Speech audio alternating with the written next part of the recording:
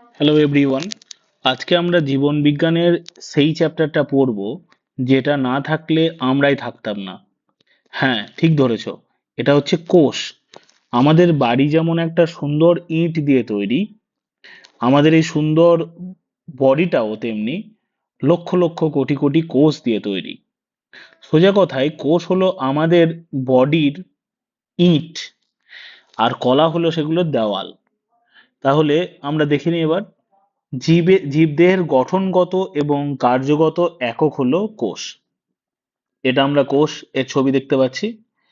আর অনেকগুলো কোষের টিম বা দল যখন একসাথে কাজ করে তাকে বলে কলা বা টিস্যু। এই যে আমরা ইট এবং দেওয়ালের উদাহরণটা দেখলাম, সেইটা এইটা হচ্ছে আমাদের কোষ বা সেল। আর এটা হচ্ছে আমাদের যে টিস্যু, সেইটা টিস্যু মানে কলা। ঠিক আছে। এবার কোষের ইতিহাস। কোষের আবিষ্কারক কারা? এখানে বলতে গেলে পরীক্ষায় বারবার আসা একটা মারাত্মক কনফিউশন এখানে থেকে হয়। 1665 খ্রিস্টাব্দে রবার্ট হুক সাহেব প্রথম কোষ দেখে ফেলেছিলেন, কিন্তু দুঃখের বিষয় উনি যেটা দেখেছিলেন সেটা আসলে একটা মরা কোষের খোলস ছিল। উনি বোতলের কর্ক কেটে অণুবীক্ষণ যন্ত্রে দেখে ভাবলেন, আরে এটা তো ঠিক মৌচাকের ঘরের মতো দেখতে। তাই নাম দিলেন এটাকে সেল। এরপরে লিওয়েন হক বলে একজন বিজ্ঞানী, তিনি এসে লিওয়েন হক সাহেব বললেন, আরে হুক ভাই, তুমি তো মরা জিনিস দেখে লাফাচ্ছ, এই দেখো জ্যান্ত কোষ, মানে প্রথম জীবিত কোষ। ঠিক আছে। আর সোয়ান এবং স্লেইডেন এসে পুরো থিওরিটাকেই একটা গোটা বিষয়টাকে একটা থিওরি দিয়ে দিলেন। তবে একটা খলনায়ক আছে, তার নাম হচ্ছে ভাইরাস, যে কোষের তত্ত্ব মানে না। সে বলে, আমি কোনো নিয়ম কানুন বা কোষ তত্ত্ব মানি না, আমি সেলুলারই নয়। তাই ভাইরাস হলো কোষ তত্ত্বের এক্সেপশন বা ব্যতিক্রম। ঠিক আছে। এরপর হচ্ছে কোষের দুই জাত, প্রোক্যারিওটিক বনাম ইউক্যারিওটিক। এখানে প্রোক্যারিওটিক কোষ হলো আদিম কোষ। এখানে দেখো, আদিম কোষ, কোনো সুগঠিত নিউক্লিয়াস এতে নেই, পর্দা ঘেরা কোষাঙ্গাণু নেই, রাইবোজোম 70s প্রকৃতির, এবং উদাহরণ হচ্ছে ব্যাকটেরিয়া, নীলাভ সবুজ শৈবাল, যেটাকে সায়ানো ব্যাকটেরিয়া বলা হয়। এই যে ছবিটা দেখতে পাচ্ছ, এটা নীলাভ সবুজ শৈবালের ছবি। ইউক্যারিওটিক কোষ যেটা, সেটা হচ্ছে উন্নত এবং আধুনিক কোষ, সুগঠিত নিউক্লিয়াস, পর্দাঘেরা কোষাঙ্গাণু, রাইবোজোম 80s প্রকৃতির হয়। উদাহরণ হচ্ছে উদ্ভিদ এবং প্রাণী কোষ, মানে animal cell and plant cell যেটাকে বলা হয়। কোষ হলো দু রকমের, একটা হলো কিপ্টে কোষ, আর একটা হলো গরিব আর ব্যাকডেটেড, যাকে বলে প্রোক্যারিওটিক কোষ। আর একটা হচ্ছে এদের নিউক্লিয়াসটা একদম ছন্নছাড়া, কোনো পর্দা নেই, সাইটোপ্লাজমের ডিএনএটাও ছড়িয়ে ছিটিয়ে পড়ে থাকে, যাকে বলে নিউক্লিয়েড। আর ইউক্যারিওটিক হলো একদম আম্বানি লেভেলের লোক, আধুনিক বিলাসবহুল ফ্ল্যাট থাকে, সুগঠিত নিউক্লিয়াস থাকে, চারপাশে বাউন্ডারি ওয়াল মানে পর্দা থাকে, ভেতরে দামি দামি ফার্নিচার মানে কোষাঙ্গাণু থাকে, সব থাকে। মনে রাখবে যে প্রোক্যারিওটিকে রাইবোজোম হলো 70s প্রকৃতির, আর ইউক্যারিওটিকের হলো 80s প্রকৃতির। তাহলে 70s হচ্ছে ছোট সাইজ, আর 80s হচ্ছে বড় সাইজ। তাহলে যদি জিজ্ঞাসা করে যে কোন কার সাইজ বড়, তখন তোমাকে বলতে হবে ইউক্যারিওটিকের সাইজ বড়। যদি জিজ্ঞাসা করে কার সাইজ ছোট, তোমাকে বলতে হবে প্রোক্যারিওটিক কোষের সাইজ ছোট। ঠিক আছে। এবার কোষের ভিতরের যে মন্ত্রিসভা আছে, আমরা তো মন্ত্রিসভা পলিটি ক্লাসে দেখছি। মন্ত্রিসভা আছে যেমন মাইটোকন্ড্রিয়া ও লাইসোজোম। এখানে মাইটোকন্ড্রিয়াকে বলা হয় power house of the cell, আর লাইসোজোমকে বলা হয় সুইসাইড স্কোয়াড। ওকে। মাইটোকন্ড্রিয়া এবং লাইসোজোম। মাইটোকন্ড্রিয়াকে বলা হয় কোষের শক্তিঘর। হুম। মাইটোকন্ড্রিয়া হচ্ছে কোষের শক্তিঘর, এটা power house of the cell বলা হয়। এটি এটিপি মানে অ্যাডিনোসিন ট্রাইফসফেট দিয়ে তৈরি। এদের নিজস্ব ডিএনএ 70s রাইবোজোম থাকে, যেটা অর্ধ সংসায়িত অঙ্গাণু। আর লাইসোজোম হচ্ছে, এটি আত্মঘাতী থলি, যেটাকে বলা হয় সুইসাইড ব্যাগ। এর মধ্যে আর্দ্র বিশ্লেষক উৎসেচক মানে হাইড্রোলাইটিক এনজাইম থাকে, যা জীবাণু বা পুরনো কোষকে ধ্বংস করে। তাহলে যদি জিজ্ঞাসা করে পরীক্ষাতে তোমাকে যে লাইসোজোম এর মধ্যে কোন জিনিসটা থাকে যেটা জীবাণু বা পুরনো কোষকে ধ্বংস করে, সেটাকে বলতে হবে হাইড্রোলাইটিক এনজাইম থাকে এর মধ্যে, যেটা পুরনো কোষকে ধ্বংস করে। দেখো এখানে একটু মনে রাখার সুবিধার জন্য বেশ ভালো মতো ভাবে লেখা, যে কোষের ভিতরে যদি আমরা কর্মচারীদের সাথে আলাপ করি, প্রথমে আসি মাইটোকন্ড্রিয়া। একে বলা হয় কোষের পাওয়ার হাউস বা বিদ্যুৎ কেন্দ্র।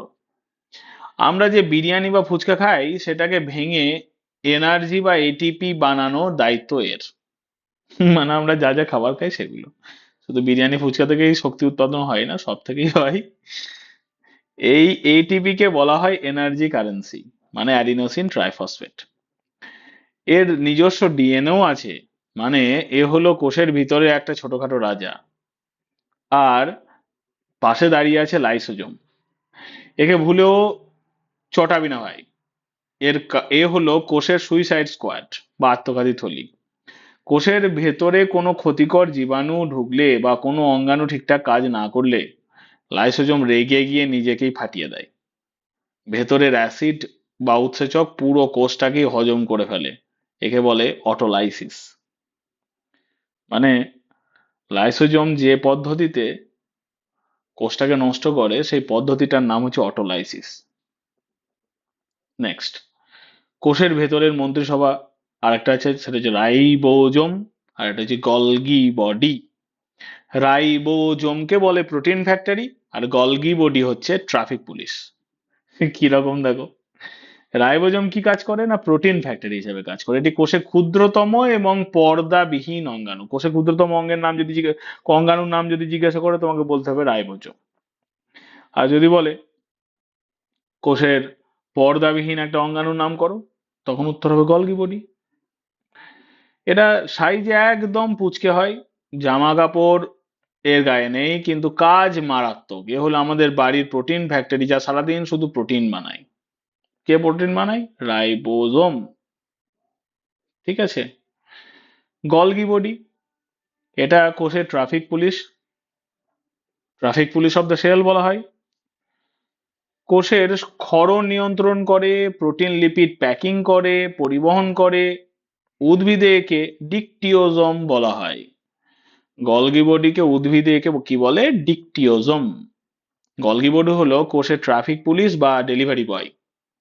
রাইবোজোম যে প্রোটিন বানায়, গলগি বডি সেটাকে সুন্দর করে প্যাকিং করে ঠিকঠাক জায়গায় সাপ্লাই করে দেয়।